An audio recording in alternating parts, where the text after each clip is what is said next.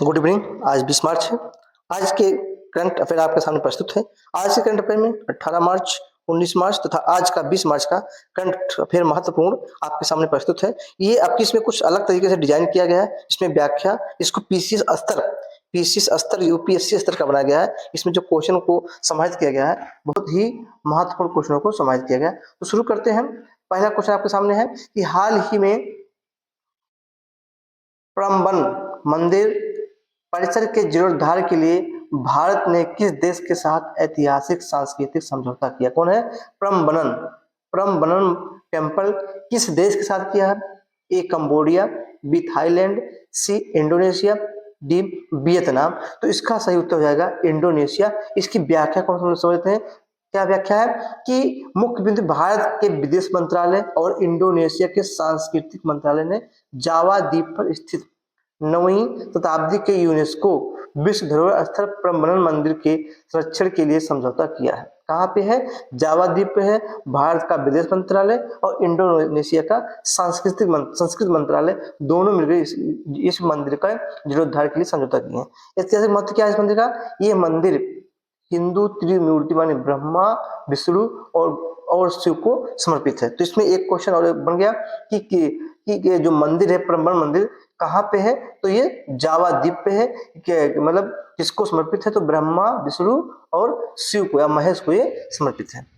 प्रश्न संख्या 2 है, होर्मुज जल डमरू मध्य जो वर्तमान वैश्विक तनाव के कारण चर्चा में है, किन दो जल निकायों को जोड़ता है? ये बहुत ही महत्वपूर्ण क्वेश्चन है। इसको देख ले, क्योंकि हम भारत का 60% गैस इसी मार्ग से आयात किया जाता है। तो पहला क्या है? लाल सागर और अदन की खाड़ी, बी है फारस की खाड़ी और ओमान की खाड़ी, और सी है ओमान की खाड़ी और अरब सागर, डी है काला सागर और कैस्पियन सागर। तो यह जगह ये जो होर्मुज है ये फारस की खाड़ी और ओमान की खाड़ी को जोड़ता है। समझते हैं कि फारस की खाड़ी और ओमान की खाड़ी चर्चा में क्यों है? पश्चिम एशिया में जो इसमें युद्ध चल रहा है, को बढ़ते संकट के कारण इस मार्ग से वैश्विक तेल की और गैस की आपूर्ति बाधित होने से खतरा मंडरा रहा है। महत्व इसमें क्या है? ये दुनिया का सबसे महत्वपूर्ण आयात जो पॉइंट है। भारत की लगभग 60% ऊर्जा आपूर्ति इसी मार्ग से होती है, इसीलिए चर्चा में है, क्योंकि ये हमारे भारत से जुड़ा हुआ क्वेश्चन है। नेक्स्ट प्रश्न नंबर 3 है कि केंद्रीय कैबिनेट द्वारा मार्च 2026 में स्वीकृत भव्य योजना का प्राथमिक लक्ष्य क्या है? ए जनजातीय क्षेत्रों में डिजिटल साक्षरता, 100 प्लग एंड प्ले औद्योगिक स्मार्ट पार्क विकसित करना, सी आपका क्या है? सीमावर्ती क्षेत्रों में महिला सशक्तिकरण, डी किसानों को मुफ्त नलकूप कनेक्शन देना। इसका उत्तर हो जाएगा बी 100 प्लग एंड प्ले औद्योगिक स्मार्ट पार्क विकसित करना। इसका हम समझ लेते हैं व्याख्या क्या है कि योजना का नाम क्या है? भारत हिंदुस्तान औद्योगिक विकास योजना।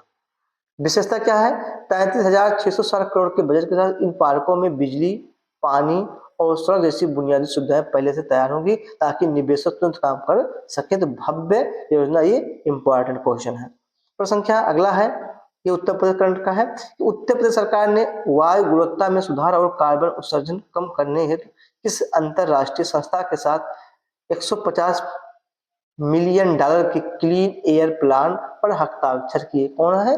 Clean air plan. एशियाई बैंक, विश्व बैंक, अंतरराष्ट्रीय मुद्रा कोष, न्यू डेवलपमेंट बैंक। इसका उत्तर हो जाएगा विश्व बैंक। इसकी हम व्याख्या समझ लेते हैं क्या है कि लक्ष्य क्या है? भारत गंगा के मैदानी इलाकों में इंडो गंगेस्टिक प्लेन में विशेष रूप से 2.5 पीएम के स्तर को कम करना।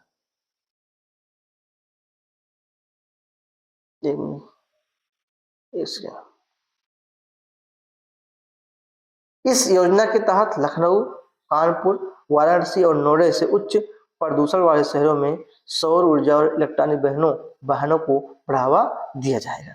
तो संख्या अगला क्या है?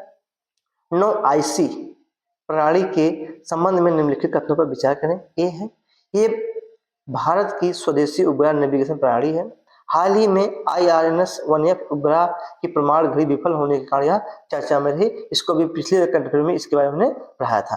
क्या है? इसका दोनों उत्तर सही हो जाएगा। क्या हो जाएगा? एक और दोनों, इसका उत्तर सही है। हम इसकी व्याख्या समझ लेते हैं। व्याख्या क्या है कि भारतीय अंतरिक्ष अनुसंधान संगठन इसरो ने रिपोर्ट दी है कि 9 आईसी एक पुराने उपग्रह की घड़ी में तकनीकी खराबी आई थी। यूपी स्थित क्या है, 9 आईसी में उपग्रहों का समूह है जो भारत और उसकी सीमाओं से 1500 किलोमीटर तक का सटीक जानकारी प्रदान करता है। तो ये नेविगेशन प्रणाली है। प्रश्न संख्या 6 है, हुरुन ग्लोबल रिच लिस्ट 2026 के अनुसार विश्व के सबसे अमीर व्यक्ति किसे नामित किया गया है। जिसमें हम विश्व के भी पढ़ेंगे और हम पढ़ेंगे अपने देश के भारत के बारे में भी क्या पढ़ेंगे। तो पहले क्या है, इसमें सबसे जो अमीर देश है वो कौन है, एलन मस्क। आप लोग जानते हैं इसमें सबसे एलन मस्क सबसे अमीर है पूरे विश्व में। सुनते हैं इसके कि जो टेस्ला और स्पेस एक्स के मालिक एलन मस्क जिनकी 792 बिलियन डॉलर की संपत्ति के साथ ये शीर्ष पे है। वहीं भारत में मुकेश अंबानी और गौतम अडानी शीर्ष 15 में शामिल हैं, जो भारत की बढ़ती आर्थिक शक्ति को संकेत करता है। वहीं मुकेश अंबानी भारत के फर्स्ट व्यक्ति हैं जो सबसे अमीर है। प्रश्न संख्या 7 क्या है, एनसीबीसी राष्ट्रीय पिछड़ा वर्ग आयोग के नवनियुक्त अध्यक्ष को। देखिए पिछड़ा वर्ग के कारण ही हमारे आयोग के गठन के कारण ही उत्तर प्रदेश में पंचायत चुनाव की जो है अभी डेट घोषणा नहीं हुई है, क्योंकि अभी ओबीसी का आरक्षण तय नहीं हुआ। अब चूंकि एनसीबीसी राष्ट्रीय पिछड़ा वर्ग के आयोग का अध्यक्ष का गठन हो गया, अब ऐसा उम्मीद लगाया जा रहा है कि उत्तर प्रदेश में पंचायत का तारीखों का ऐलान बहुत जल्द होगा। इसके जो अध्यक्ष है वो है साध्वी निरंजन ज्योति। देखते हैं इसकी व्याख्या करते हैं कि संवैधानिक स्थित कौन है, एनसीबीसी एक संवैधानिक निकाय है जो अनुच्छेद 338 बी क्या है 338 बी के तहत इनका गठन किया जाता है। ये क्या है 102वें संविधान संशोधन अधिनियम 2018 के द्वारा इसे संवैधानिक दर्जा प्रदान किया गया है। ये सामाजिक न्याय और अधिकारिता मंत्रालय के अधीन आता है। कौन, राष्ट्रीय पिछड़ा वर्ग आयोग किसके अंतर्गत आता है, सामाजिक न्याय एवं अधिकारिता मंत्रालय के अधीन आता है। इसमें एक चीज समझना कि ये संवैधानिक संस्था है जो 338 बी के तहत 102वें संविधान संशोधन इसको 2018 में जोड़ा गया। इससे कई क्वेश्चन आपको मिल जाएंगे। प्रश्न संख्या 8 है कि चर्चा में रहा लद्दाख मैग्नेटिक आर्क LMA का संबंध किस भूगर्भीय घटना से है। ये भूगोल का करंट है, इसका भूगोल करंट है। प्रशांत महासागर में सुनामी, हिमालय के निर्माण और टेढ़े सागर के बंद होने की प्रक्रिया, अरावली पर्वतमाला का संरक्षण, दक्कन ट्रेपल निर्माण। इसको हो जाएगा आपका बी, हिमालय के निर्माण और टेढ़े सागर के बंद होने की प्रक्रिया। क्या है कि हिमालय के निर्माण और टेढ़े सागर के बंद होने की प्रक्रिया वैज्ञानिक शोध वीडियो वाडिया इंस्टीट्यूट और हिमालयन जियोलॉजिकल के शोधकर्ताओं ने पाया कि LMA में मौजूद चट्टानें बताती हैं कि भारत और यूरेशियन प्लेटों के टकराने से पहले यहाँ ज्वालामुखी सक्रिय थे। ये भूविज्ञान जियोलॉजी की दृष्टि से अत्यंत महत्वपूर्ण खोज है। कौन, LMA क्या है, महत्वपूर्ण खोज है। कौन, LMA का संबंध। प्रश्न संख्या 9 है, राष्ट्रीय टीकाकरण दिवस 2026 16 मार्च की मुख्य थीम क्या थी। स्वच्छ भारत, सभी टीके सभी के लिए काम करते हैं, डिजिटल हेल्थ मिशन, पोलियो मुक्त भविष्य। तो इसका उत्तर हो जाएगा टीके सभी के लिए काम करते हैं। क्या है कि इतिहास क्या है इसका, पहले भारत में पहला राष्ट्रीय टीकाकरण दिवस 16 मार्च 1995 को मनाया गया जब पल्स पोलियो अभियान शुरू हुआ था। 2026 का महत्व इसके लिए क्या है, सरकार अब मिशन इंद्रधनुष 6, इसको देख लीजिएगा, मिशन इंद्रधनुष 6 के माध्यम से सर्वाइकल कैंसर के टीकों को भी शामिल करने पर विचार कर रही है, क्योंकि सर्वाइकल कैंसर के टीके बनाए जा चुके हैं। नेक्स्ट प्रश्न है 10, हम आधे पहुंच गए हैं। उत्तर प्रदेश के किस वन्य जीव अभ्यारण्य में हाल ही में मानव वन्य जीव संघर्ष को कम करने के लिए प्रोजेक्ट बी फॉरेस्ट, बहुत ही बढ़िया क्वेश्चन है, प्रोजेक्ट बी इसको हम इम्पोर्ट कर देते हैं। प्रोजेक्ट बी फेसिंग शुरू की गई है। तो Dudhwa national park, Pilibhit tiger reserve, Katarniya Ghat वन्यजीव अभ्यारण्य, अमरगढ़ टाइगर रिजर्व। तो जगह कतनिया घाट वन्यजीव अभ्यारण्य। इसको समझते हैं, इसके बारे में क्या है कि तकनीक क्या है, हाथियों को कृषि क्षेत्र से दूर रखने के लिए मधुमक्खी के छत्तों को वाड़ा फेंस बनाया गया है। हाथी मधुमक्खियों की आवाज से डरते हैं। ये बाड़ा इसलिए बनाया गया कि जब वहां पे मधुमक्खियों का छत्ता रहेगा, मधुमक्खियों की आवाज से हाथियां वहां पे जाएंगे नहीं और वहां का जो हमारा कृषि क्षेत्र क्या होगा, बचा रह जाएगा। तो और जिससे फसल और जान माल की रक्षा होती है। KVIC और रिहैब परियोजना का ये जो हिस्सा है, KVIC और रिहैब परियोजना का हिस्सा है, तो इसको याद रखिएगा, बहुत ही इंपॉर्टेंट क्वेश्चन है। क्या है, क्या है ये देखिए, हनी बी फैसिंग। प्रश्न संख्या 11, हाल ही में सर्वोच्च न्यायालय द्वारा अनुच्छेद 21 के तहत गरिमापूर्ण मृत्यु right to die with dignity पर दिए गए निर्णय के संदर्भ में लिविंग बिल क्या है। ये भी देखिए, अभी पिछली वीडियो में बताया था हरीश राणा का केस, जिसको पैसिव इनोथिसिया दिया गया था, इस चीज के संबंध में है। संपत्ति का वसीयतनामा, अग्रिम चिकित्सा निर्देश, एडवांस मेडिकल डायरेक्टिव्स, अंगों के दान की घोषणा, कैदियों के मानसिक मानवाधिकार का चार्टर, तो जाएगा अंगों के दान की घोषणा। इसके बाद सुनते हैं क्या है कि मार्च 2026 में सुप्रीम कोर्ट ने पैसिव इच्छा मृत्यु, पैसिव यूथनेसिया की प्रक्रिया को सरल बनाया है। अब व्यक्ति पहले से लिख कर दे सकता है कि वह भविष्य में ऐसी स्थिति में पहुंच जाए जहां इलाज संभव न हो तो उसे लाइफ सपोर्ट पर न रखा जाए। इसे प्रमाणित करने के लिए अब राष्ट्रपति अधिकारी के हस्ताक्षर ही पर्याप्त होंगे। तो जो हरीश राणा जी थे, हरीश राणा जो 13 साल से जो गाजियाबाद के थे, 13 साल से वो क्या में थे, कोमा में थे। अंत में उनको जो है ये सुप्रीम कोर्ट ने ये इच्छा मृत्यु, उनकी पैसिव इच्छा मृत्यु जो है देने की घोषणा की, जिसमें उन्होंने अपने सभी अंक उन्होंने दान कर दिया है। प्रश्न संख्या 12 है कि मार्च 2026 में बहुपक्षीय विकास बैंक MDB सुधारों हेतु गठित G20 कार्य समूह की बैठक कहाँ आयोजित की गई है। वाराणसी, बेंगलुरु, नई दिल्ली, गांधीनगर। इसका उत्तर हो जाएगा वाराणसी। इसके बाद देखते हैं कि भारत की महत्व क्या है। भारत की अध्यक्षता के बाद भी G20 ट्रोइका के तहत वाराणसी में यह बैठक हुई।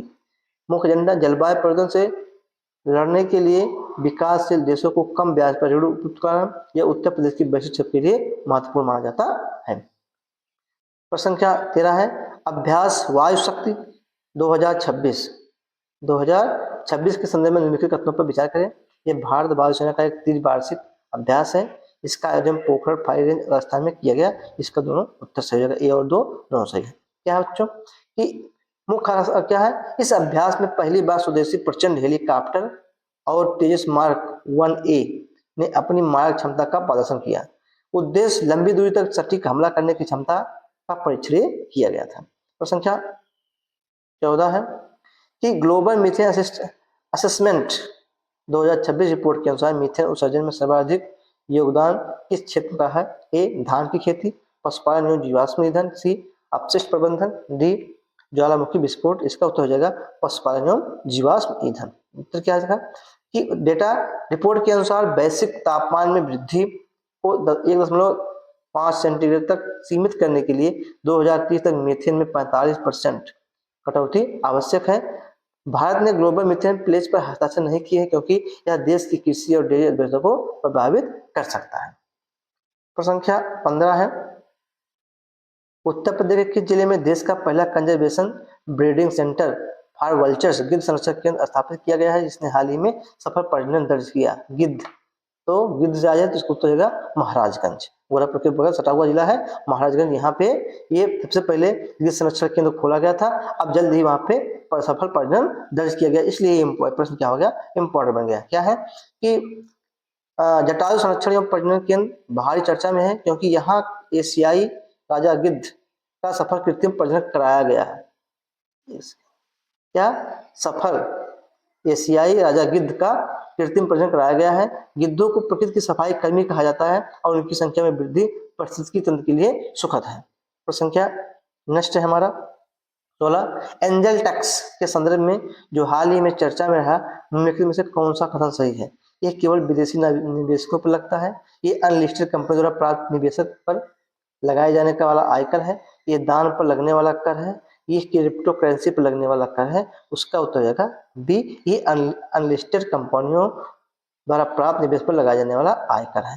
देखते हैं इसका अनलिस्टेड कंपनी द्वारा प्राप्त निवेशों पर लगाया जाने वाला आयकर चर्चा में क्यों। स्टार्टअप इकोसिस्टम को बढ़ावा देने के लिए वित्त मंत्रालय ने 19 मार्च 2026 को इसके नियमों में ढील दी ताकि भारतीय स्टार्टअप को विदेशी फंडिंग आसानी से मिल सके।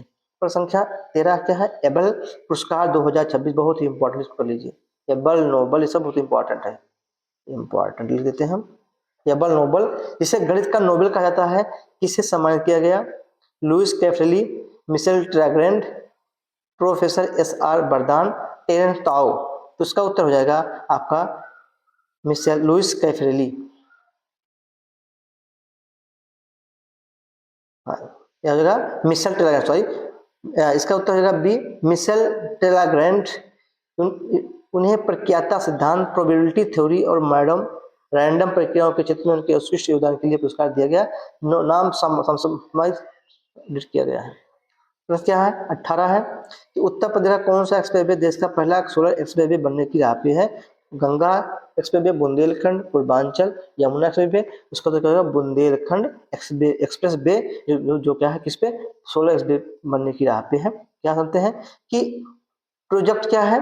यूपी सरकार इसे एक्सप्रेस वे के किनारे पर 550 मेगावाट के सौर पैनल लगा रही है। इससे उसमें बिजली का उपयोग एक्सप्रेस वे की लाइटिंग और चार्जिंग स्टेशन के लिए किया जाएगा। इसी प्रश्न क्या हो गया? इम्पोर्टेंट बन गया। प्रश्न संख्या 19 है, भारतीय प्रतिभूति और विनिमय बोर्ड सेबी की पहली महिला अध्यक्ष जिनका कार्यकाल हाल ही में विस्तारित किया गया, कौन है? कौन है? माधुरी पुरीबुच, सौम मंडल, रेखा शर्मा, सांसी धुलपुड़ी।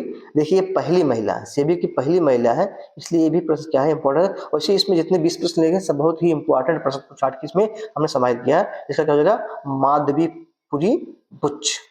क्या है कि सेबी प्रमुख के रूप में उन्होंने टी और सेटलमेंट और छोटे निवेशों के लिए रिस्क डिस्क्लोजर जैसे कड़े नियम लागू किए हैं। तो माधवी पुरी बुच पहली, बच्चों क्या है?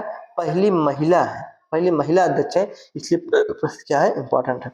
और संख्या लास्ट आज का है कि हाल ही समाचार में देखा गया शब्द क्विबिट इससे संबंधित है समुद्री जीवन की खोज, क्वांटम कंप्यूटिंग, ब्लॉकचेन और 6G संचार। तो क्वांटम कंप्यूटिंग से लिया गया। तो इसका क्या हो गया? विवरण क्या है? पारंपरिक कंप्यूटर बिट्स 0 और 1 का उपयोग करते हैं, जबकि क्वांटम कंप्यूटर क्यूबिट्स का उपयोग करते हैं।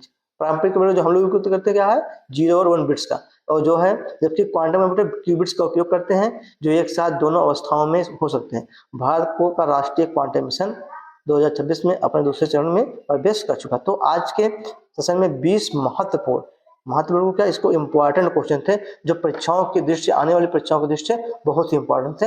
आज के लिए इतना ही। कल पुनः आपके साथ नए तरोताजा घटना में उपस्थित होगा। तो आपको बहुत बहुत धन्यवाद।